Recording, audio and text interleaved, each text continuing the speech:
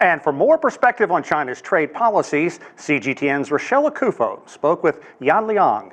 He's a professor of economics at Willamette University.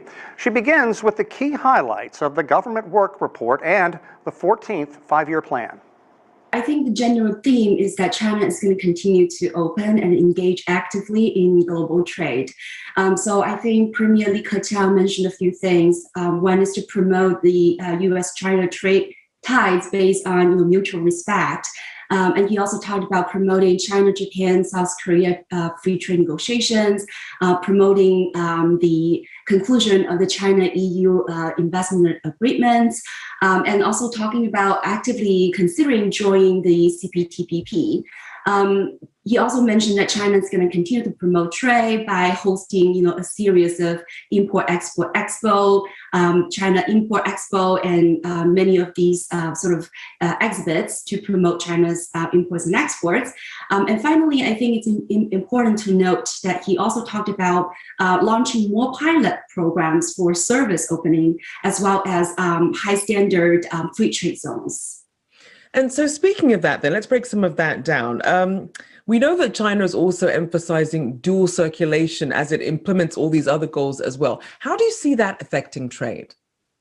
Right. I think this will affect trade in a positive way. On the one hand, this means that China is going to continue to rely on exports and imports, relying on international trade, because the dual circulation does rely not just on domestic consumption growth, but also, using international markets as also a way to boost domestic demand.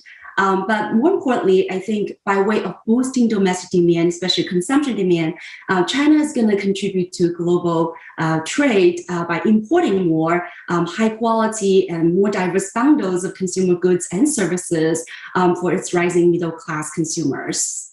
And one of the ways, obviously, they'll do that is through more of these multilateral trade pacts. You mentioned one. I do want to comment on Monday, the Minister of Commerce, Wang Wentao, announced that the Chinese government has officially ratified RCEP, that's the Regional Comprehensive Economic Partnership, and that will be the world's largest free trade agreement. We're still waiting on other countries to ratify it, but just how important is that for the region's trade?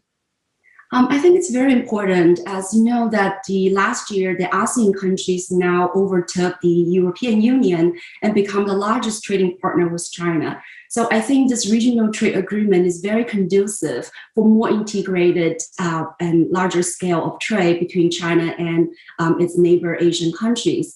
So I think on the one hand, this again helped the regional division of labor and also help China to secure more, regional supply chain as well as more diverse trade partners. And I think for other countries, China is a very important economic partner. So through this RCEP, China is making firm commitment to continue to open its country, its markets. So I think it will be mutual benefits for China and the other 14 trade partners. And you also did touch on Premier Li talking about China considering joining the Comprehensive and Progressive Agreement for the Trans-Pacific Partnership. What's your take on that and how that plays into China's broader goals when it comes to trade?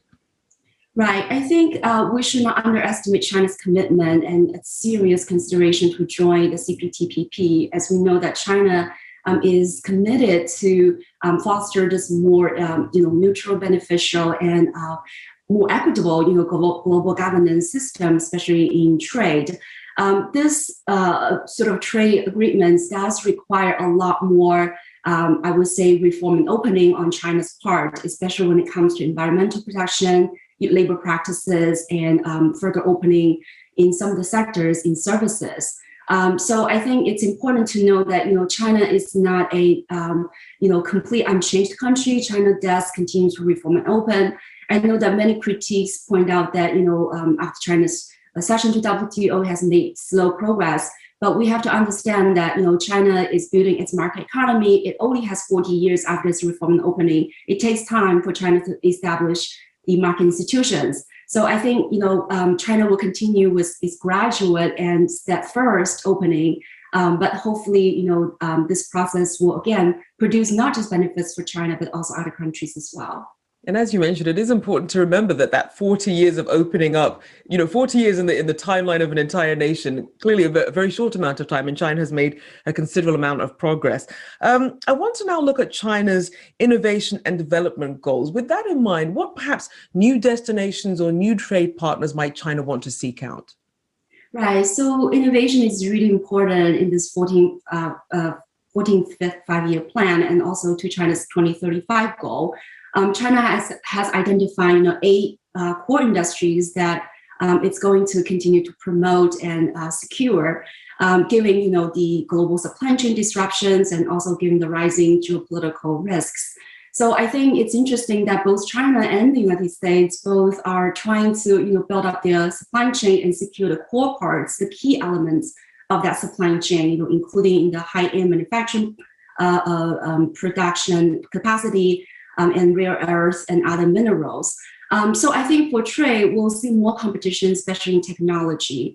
But I think it will be more sort of a competitive recoupling between US and China and other countries. So for your question, I think, yes, it's very important for China to continue compete in a healthy way with the United States, but also secure more partners in trade and technological development.